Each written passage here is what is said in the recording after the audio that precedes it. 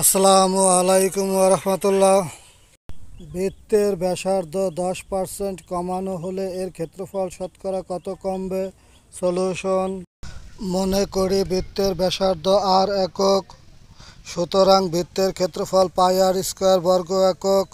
10% কমানোর পর বৃত্তের ব্যাসার্ধ হবে আর মাইনাস আর এর 10% সমান আর মাইনাস 10r ডিভাইডেড বাই 100 একক সমান আর মাইনাস আর বাই 10 একক সমান 10r minus R divided by 10 একক সমান 9r বাই 10 একক। সুতরাং তখন বৃত্তের ক্ষেত্রফল সমান 81 pi r square divided by 100 বর্গ একক।